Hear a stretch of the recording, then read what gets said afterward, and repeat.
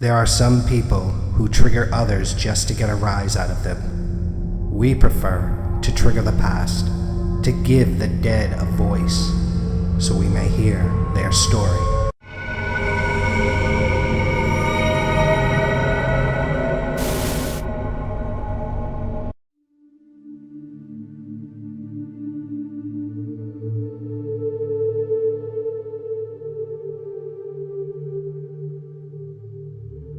We are currently en route to Gardner, Massachusetts, where we will be investigating the famous S.K. Pierce mansion.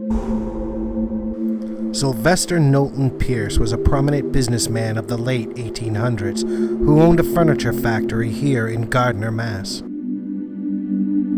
Mr. Pierce would go on to purchase the land directly across the street from his factory in order to build a house befitting of a man of his stature. Unfortunately, Mr. Pierce's first wife, Susan, would succumb to illness and die just weeks before the completion of the house.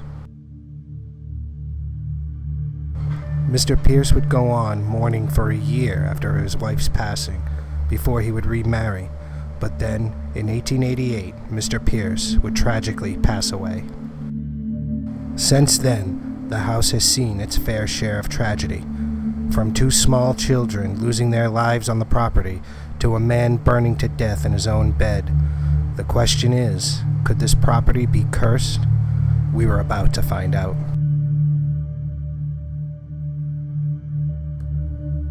This is Marion. She has been the caretaker here at the S.K. Pierce home for the past 10 years.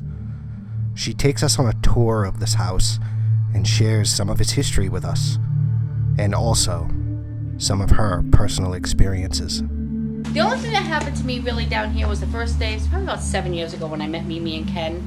I was standing right outside that doorway where the fence posts are, and we were talking or whatever, and something literally pulled my shirt backwards, and I fell backwards, and I got myself back up, and I wrapped my legs around Mimi, and I was like, what was that? Oh my God. And Ken came out of the washroom, and he goes, I just watched your coat get yanked, and I turned and I was shaking. So he saw He this saw my actually coat happen. get, yes, and I'm in Mimi's arms. I'd never met the woman until that night, and it scared the crap out of me. As the tour moves to the second floor, to what is known as Eno's room, something grabs our attention. Going over there, You ever get the smoking imprint on? yeah, But yeah, that's what Ghost Adventures got wrong with the order here. not bad. Sometimes if you're walking around, you get like a puff of smoke in your face, just, it's Yeah. awful. What's that? I feel bad. Sometimes if you're walking It's around, not like, smoke. he was a smoker, this is Yeah. when we died, and you'll get like a puff of smoke in your face. What was that? What was that? The frick, are we all in here? Yeah. It was right above the door. Something fell above the door. No. This right here, I watched That? Yeah. That just fell. That's Mr. Pierce's room. Why did that fall? Oh. What is it? They're all, it's his label. They're all hanging up there. When we hear this loud bang, and we go to investigate its source, we find that the plaque mounted above the master bedroom, indicating Mr. Pierce's room, has suddenly fallen from its position without warning.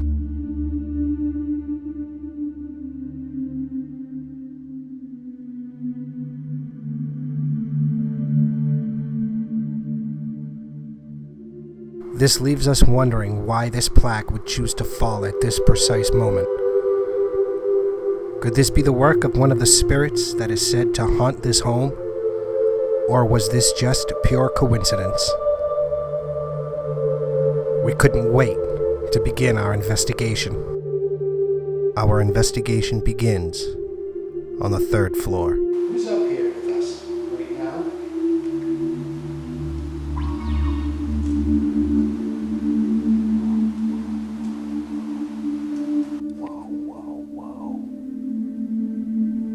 I can see you making the K2 meter light up. Thank you. Mr. Pierce, if that's you, can you make the K2 meter light up again for me, please?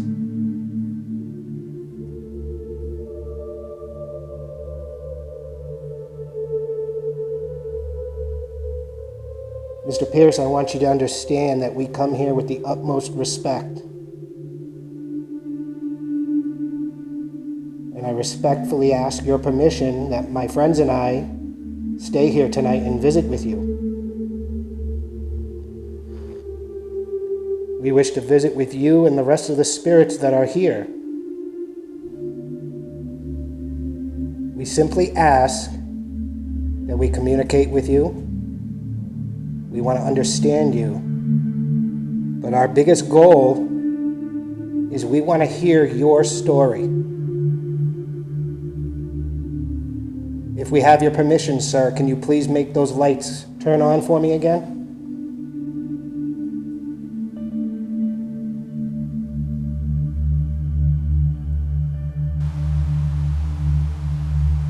If it is not Mr. Pierce that is here, can you please say your name for us so that we may know how to address you?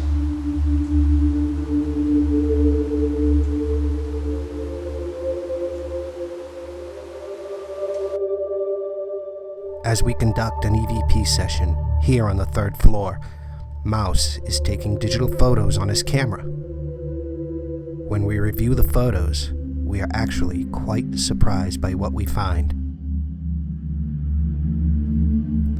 Here, in the photo of the stairwell in the highlighted area, when zoomed in, you can almost make out what appears to be a pair of eyes, a nose, even a mouth. Interestingly enough, Mouse takes 2 photos back to back without moving position, and in the second photo you can see that the image is clearly gone. After examining this photo, I can't help but feel that this image displays nothing but pure curiosity. Is it possible that we've just captured the image of one of the young children who is said to haunt this house, watching us, wondering what it is we're doing? I decide to review the digital recorder to see if we didn't capture any EVPs. I give Mouse the full spectrum camera and have him start taking digital photos around the entire 3rd floor.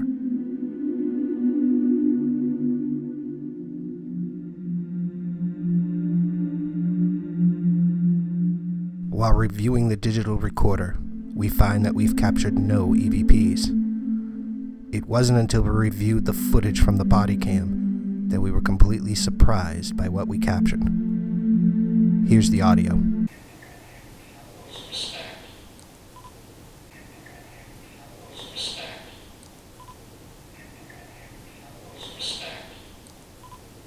After finding that we've captured this amazing EVP on the audio of the body cam, we go back to review the audio on the camcorder and find that the camcorder did not pick up the same thing. This does leave us wondering, however, whether or not this was Mr. Pierce himself, possibly standing next to me, complimenting me on the respect that I'm showing for him and his home.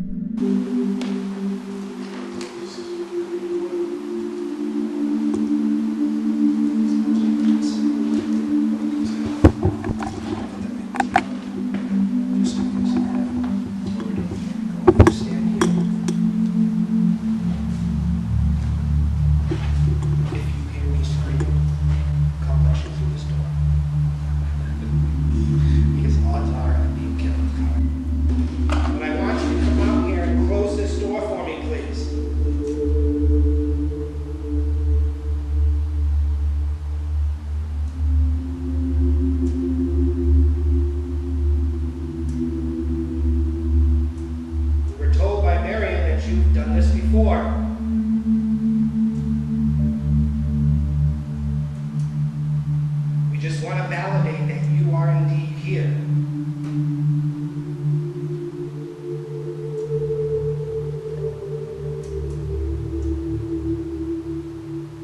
All of a sudden, our night vision camera captures this mist-like anomaly which appears from halfway from the bottom of the door and shoots up straight past the doorknob. We are uncertain as to what this could be, but it is said that a woman has committed suicide up here in the 3rd floor bathroom. Is it possible that this is her spirit trying to get our attention, letting us know that she's here with us. With no further evidence being captured up here on the 3rd floor, we decide to move our investigation to the basement. While setting up for an EVP session here in the basement, we find that the audio on the body cam has once again captured an amazing EVP. Here's the audio.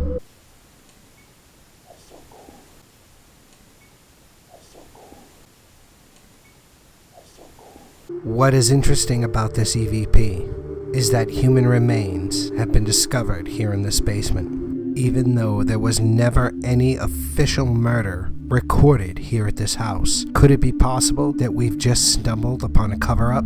Could this EVP represent the final moments of the victim who was left here to die?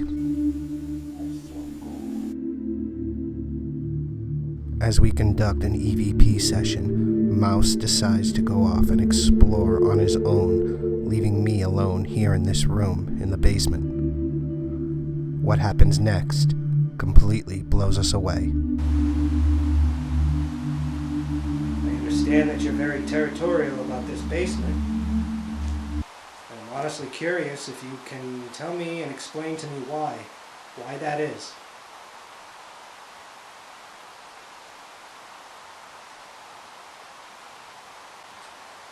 All of a sudden, the night vision camera I am using to film captures this shadow figure moving from right to left on the wall in front of me. This was not something that I witnessed with my own eyes, but at this point, I know Mouse is on the other end of the basement, leaving me alone here in this room.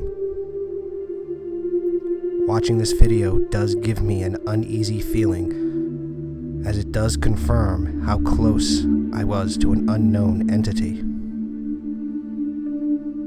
Could this be the shadow figure that is said to be territorial about this basement? We decide to start taking full spectrum digital photos around the basement while leaving the digital recorder going here in this room by itself. What we captured on the digital recorder actually has us scratching our heads. Here's the audio.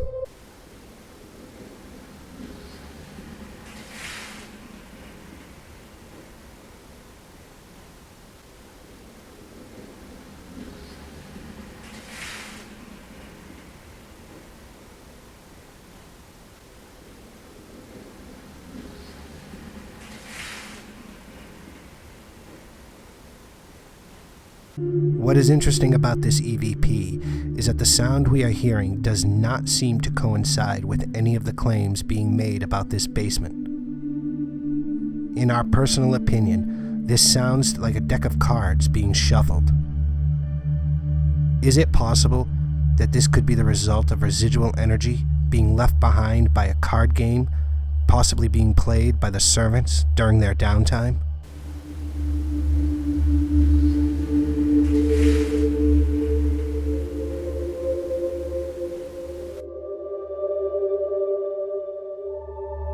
Our investigation now takes us to the 2nd floor.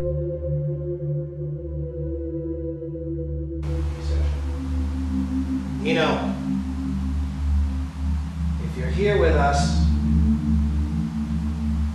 can you let us know?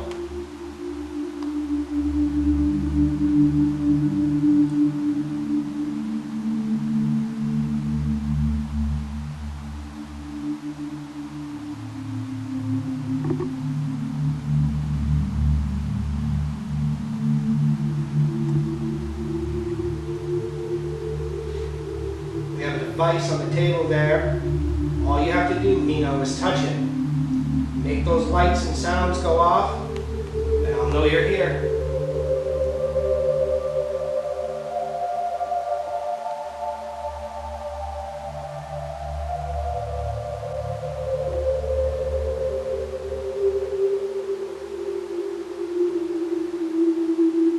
You know, they say you died in this room, and that you burnt to death. Is that true?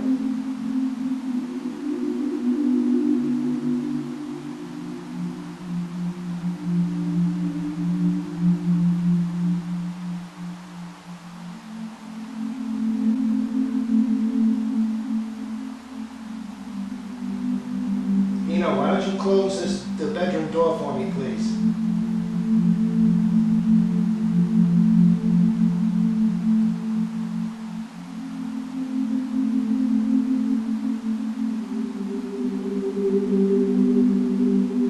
As we conduct an EVP session here in Eno's room on the second floor, we are taking full spectrum digital photos. When we review the photos, we are actually quite intrigued by what we find. Here, in the photo of Eno's bed in the highlighted area, when zoomed in, we find that we capture this unknown light anomaly.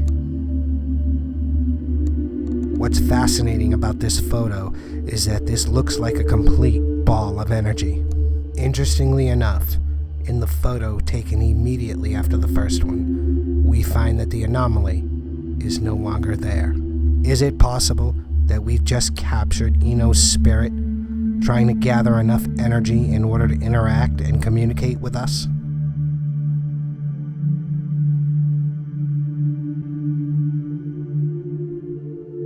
We leave the digital recorder going in Eno's room and decide to begin walking around the entire second floor, taking full spectrum photos. What happens next actually gives me the chills. Come in here. This was the nanny's room. And through here, right in this room, where it was her friend, had a desk here, and he said the spirit just came right out at the floor at him. Right? Yep. So why don't we set up here, if you want to sit on the bed. Main door. If you want to sit at the bed, and we'll just see if anything happens.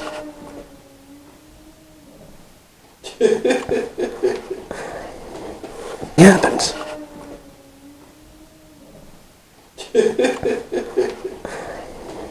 Happens.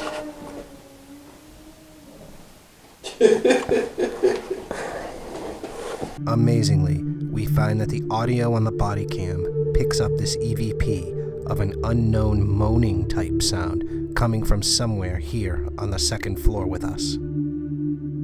What is chilling about this incident is that after reviewing this footage, I can clearly see the look of confusion and uncertainty on Mouse's face as we enter this room.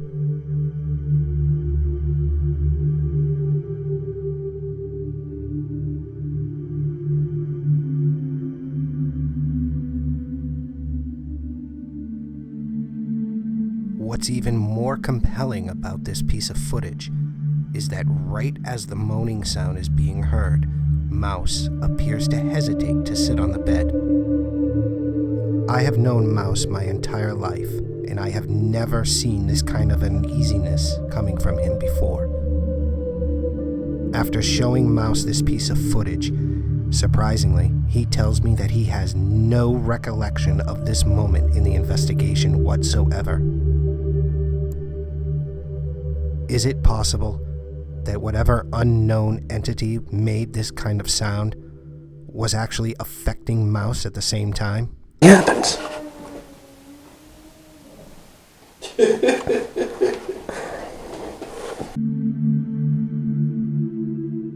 Before concluding our investigation, we move to the first floor to conduct an EVP session with Dinah, a haunted doll owned by Marion, who she kindly brought here tonight to visit with us during our investigation.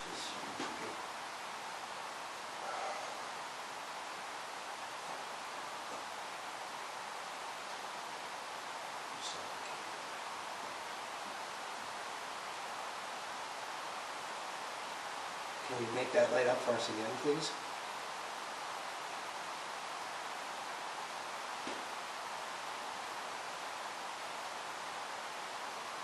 I'm really glad that you're here that we are here visiting with you.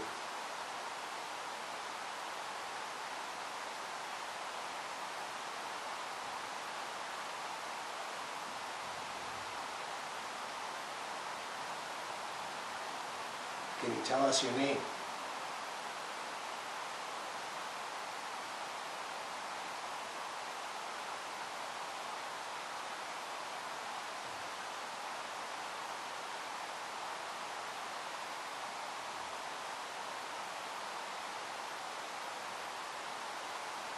All of a sudden, the K2 meter begins to spike. We have no other explanation as to why this is occurring. Could it be that there is indeed a spirit attached to this doll?